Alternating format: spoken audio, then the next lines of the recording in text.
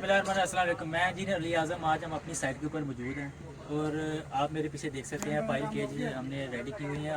हम अपनी साइट के ऊपर पाइल लोड टेस्ट करने जा रहे हैं, जिसके हमने 4 केजेस बनाई थी और हमने 2 के जॉइंट्स कर लिए हैं। अभी जो ना पाइल्स के जो फर्दर जो स्टील जो है पाइल का केज का कैसे स्टील बना जाता है और उसमें क्या क्या चीज़ें चेक की जाती हैं, हम आपको इस वीडियो में सारा दिखाएंगे कि पाइल लोड टेस्ट क्यों किया जाता है। पाइल लोड टेस्ट हम इसलिए करते हैं कि हमने इस जो हमारी बिल्डिंग है इसमें फाउंडेशन पाइल्स का जो भी कितनी डेप्थ तक करनी है और इसमें क्या क्या स्टील वगैरह स्पेसिफिकेशन आनी चाहिए, हमें पाइल लोड टेस्ट से पता चलेगा। जिससे पाइल लोड टेस्ट से पता चलेगा हमें पहले एक पाइल जो ना करते हैं और उसको जो ना फाउंडेशन पाइल्स करते हैं, उसको फिर लोड लगा के टेस्ट करते हैं।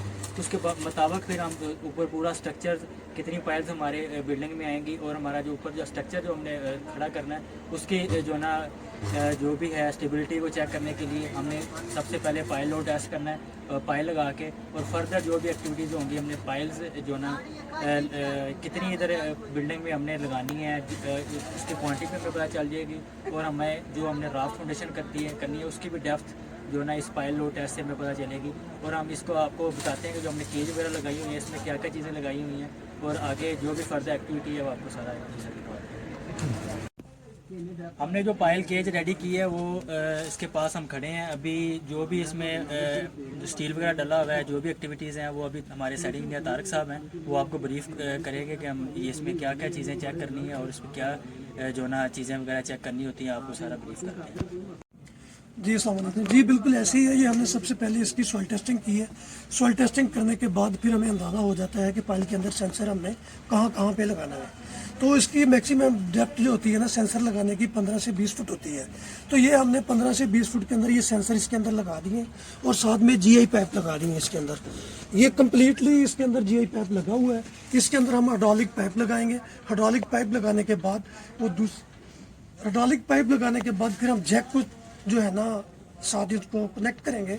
उसके बाद फिर हम इसके ऊपर लोड देंगे, उसके ऊपर जैक लगेंगे। जैक लगाने के बाद यही हाइड्रोलिक पाइप उन जैकों को लगेंगे। उनके बाद हम इसके ऊपर प्रेशर देंगे।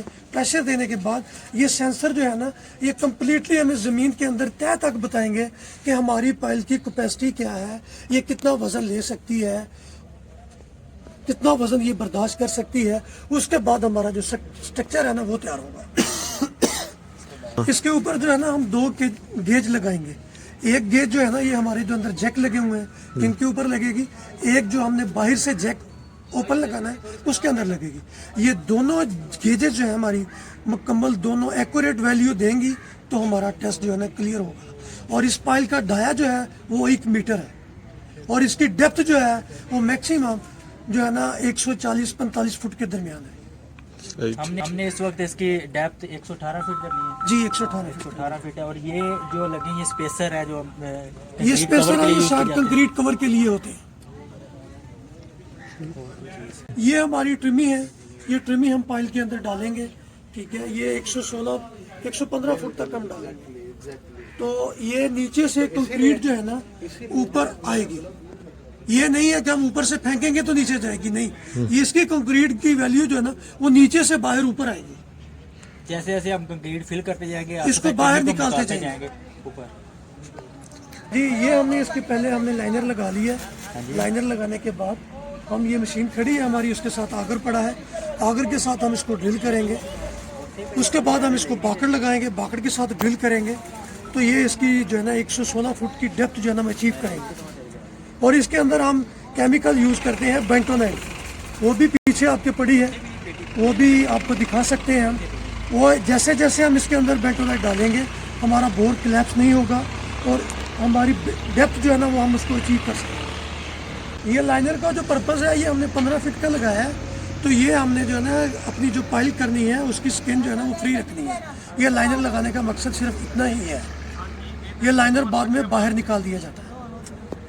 सर ये टेस्ट पाइल हम लगाते क्यों है, ये थोड़ा सा अपने व्यूअर्स को बताएं। जी, ये सर टेस्ट पाइल हमारा लगाने का मकसद ये होता है कि हम जो है ना अपनी जो बिल्डिंग है ना उसका स्ट्रक्चर जो है ना वो देखते हैं कि इसके ऊपर लोड डाल के हम इसको चेक करते हैं कि आया कि ये हमारी जो इसके अंदर हमने फाउंडेशन पाइलें देनी है वो हम इसके हिसाब से कितनी दे सकते हैं, हमारी ये पाइल कितना लोड लेगी, हमारे स्ट्रक्चर का कितना लोड होगा, फिर उसको हम डिवाइड करके ये जो है ना हमारा जो प्लाट है इसके अंदर हम उनको पाइलों को डिवाइड करेंगे कि कितनी पाइलें इसके अंदर हमारी आ सकती हैं और कितनी हमें देनी चाहिए, और हमारी पाइलें आया कि लोड हमारी बिल्डिंग का बर्दाश्त कर लेंगी या नहीं करेंगी।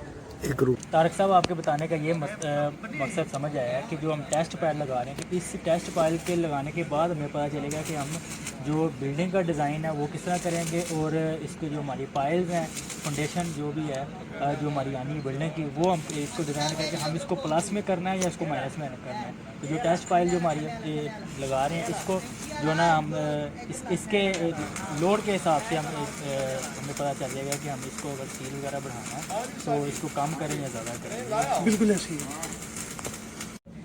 तारक साहब, अभी हम इस पाइल की कंप्लीट कर रहे हैं, इसके बाद हमारा क्या प्रोसीजर होगा टेस्ट लगाने के लिए? सर, ये हम पाइल की कंप्लीट करने के बाद इसका टाइम होता है सेटलमेंट का। हम इसको जो है ना 15 से 20 दिन हम इसको सेटलमेंट के लिए देंगे। उसके बाद इसके 3 टेस्ट होंगे, ठीक है। इसके अंदर हमने सेंसर सबके लगा दिए हैं। उसके बाद SAT होगी, SAT के बाद PDA टेस्ट होगा। ये टेस्ट करने के बाद फिर हमें जो है ना इसका प्रॉपर तरीके का प्रॉपर लोड का पता चलेगा कि ये हमारी पाइल कितना लोड ले सकती है। हमारी रिक्वायरमेंट के मुताबिक इसने लोड पूरा ले लिया है, अगर तो ले लिया है तो हमारा स्ट्रक्चर जो है ना वो कामयाब है। अगर नहीं लिया तो उसके लिए फिर पाइलें हमें बढ़ानी पड़ेंगी या कम करनी पड़ेगी। व्यूअर्स, अभी हमें इजाज़त दें, हमने आपको पाइल फाउंडेशन के बारे में बताया और टेस्ट पाइल के बारे में बताया। आपके कोई जो भी क्वेश्चन हो आप इनबॉक्स में हमें बता सकते हैं। आपका वीडियो देखने का बहुत शुक्रिया। अल्लाह हाफ़िज़।